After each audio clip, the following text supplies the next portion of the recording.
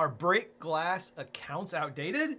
In an era of Lighthouse and GDAP and CAP, where you can connect your MSP tenant to your client's tenants, this is a really good thread to read on Reddit about that. So let's look at it and talk about it.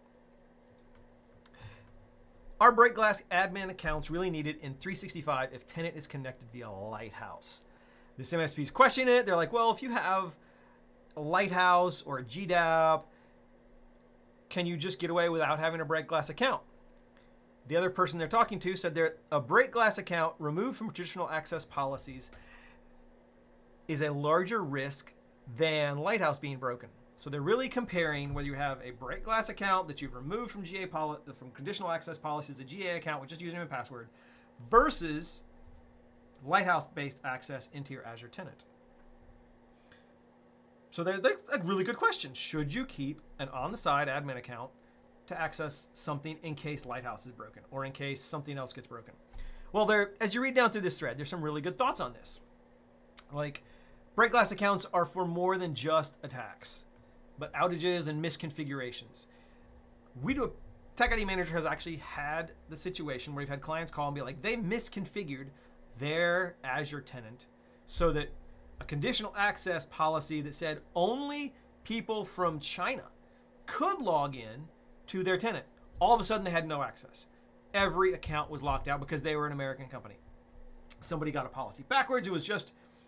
They just broke it. So in that particular case, a break glass account not with conditional access policies not applied to it would have gotten them in.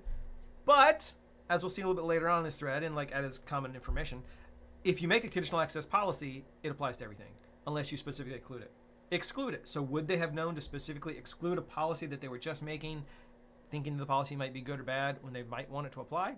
I don't know. It's hard to say.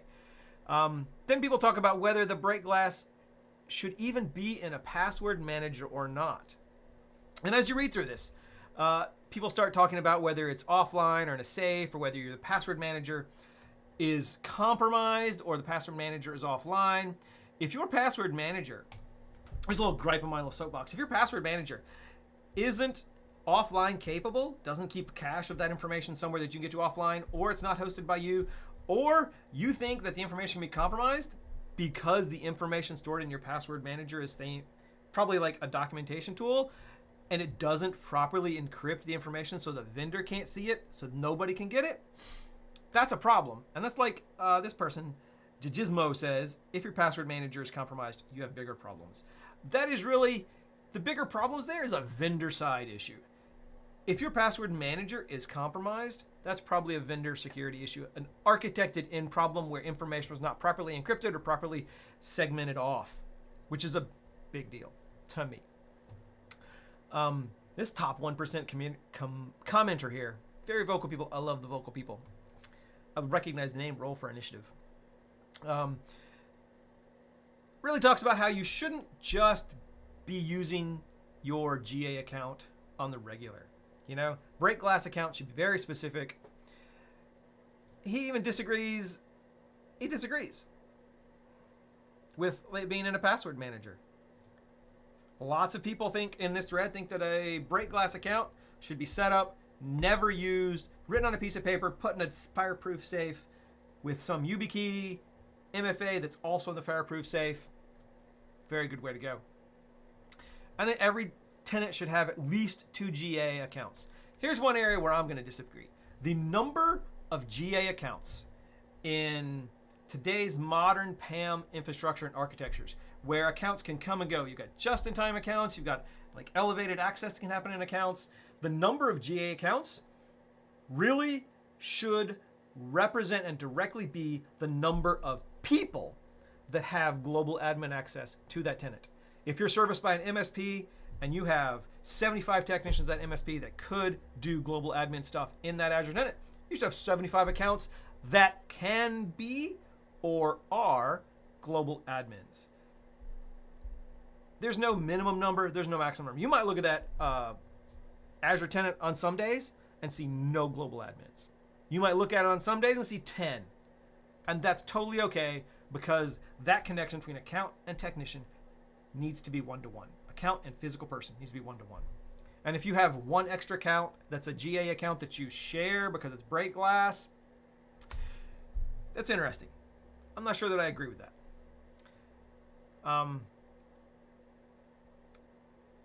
Whether it's in your password manager or not, that depends on that's like, as Roll for Initiative here again says, and I agree with them in a lot of these places, that's a workflow issue.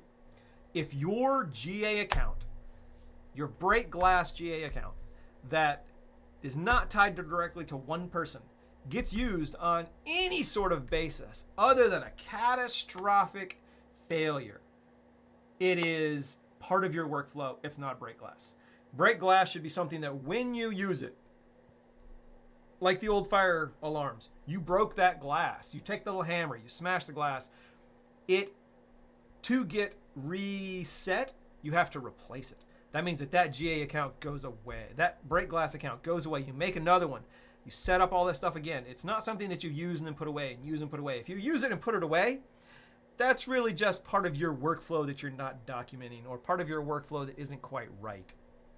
There should be no reason to use that break glass account unless it is serious. And it should have all kinds of warnings and alarms on it so that if it ever is used, everybody is notified. Not keeping a password manager is pretty common practice for a break glass. Like he says, most people print a card, paper, locked and fireproof safe. You really, like he's right here, you want to have zero trace of that account on the internet. You don't want that account to ever have been used, that password hash never have been anywhere. No browser could possibly have used it. Nobody in the middle could have picked up traffic that had anything about it. You really want that to be set up, never touched. It only is in the authentication source. And then when you use it, you have literally broken the glass because something has gone catastrophically wrong. Use it, reset it, and as you've used it, you've now put traces of it on the internet. You get rid of it, you make a new one. You make that one obsolete, disabled, still there, but disabled, unusable. And you make a new one. This person asked about some geographically diverse teams working remotely. This really brings up that this person, in my opinion, doesn't have the proper correlation between an account should represent a person. You should not be sharing accounts. If you have a geographically diverse team in 3 different cities, then they all, for whatever your justification is, if they all need break glass accounts, then you have 3 different break glass accounts. 3 accounts, one that you set up for each of them, so that when something happens, when that break glass account is used, there's no question. Which of you, there's no question about which of the 3 admins used it. If John, Eric, and Adam, all 3 have break glass accounts or access to the same account, when it gets used and they're in 3 different cities, you don't know who used it.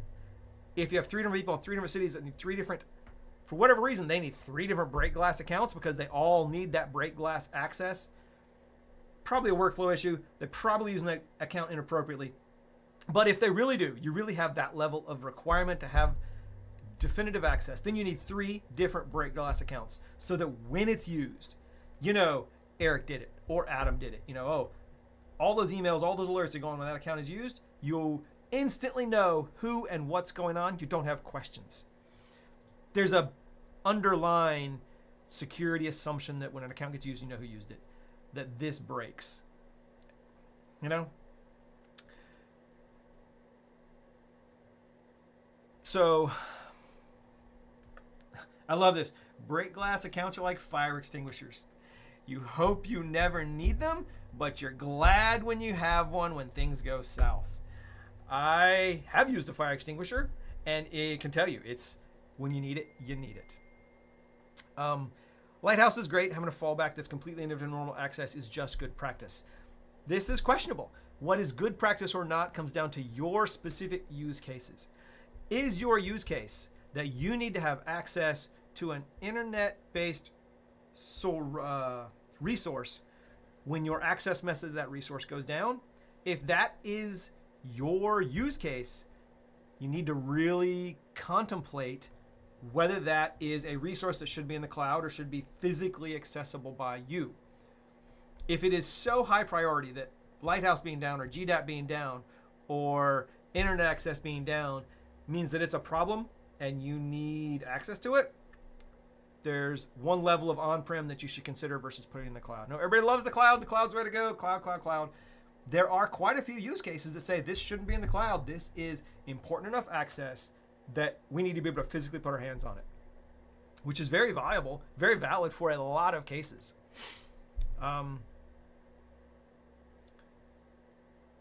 Yeah, the on-site IT staff deployed a conditional access policy to lock down all users, even admins.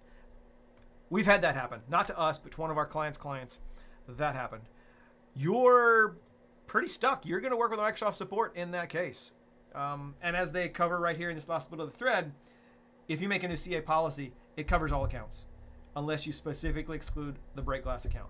And if you are doofus enough or unskilled enough that you're making a CA policy and it's going to break all access and you don't recognize that, having the forethought to exclude your break glass account is probably not going to happen, you know?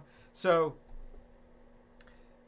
it's pretty interesting. There's also a thought in here that I think I missed where they're talking about how Microsoft, with use of Lighthouse and GDAP and forced MFA for any account with a global access, or GA access, or global admin access of some kind, is going to require MFA, is really pushing break glass accounts out of the purview of usability for normal MSPs, or for anyone, in fact. And they're really pushing toward an account belongs to a person and the person has the access they have. And you're going to have to use some sort of PAM tool to elevate access or grant and revoke that access. And the PAM tool has all the effort and forethought and time put in it to prevent a lot of these specific situations you're talking about that require break glass accounts. So those are my thoughts. If you're an MSP and you service Azure clients or Entra ID clients, I suggest you go read this thread. It'll be down in the comments below. The link to it will be in the comments below. Have a great day. And if you need Entra ID or Azure PAM, come check out TechIDManager. Have a great day.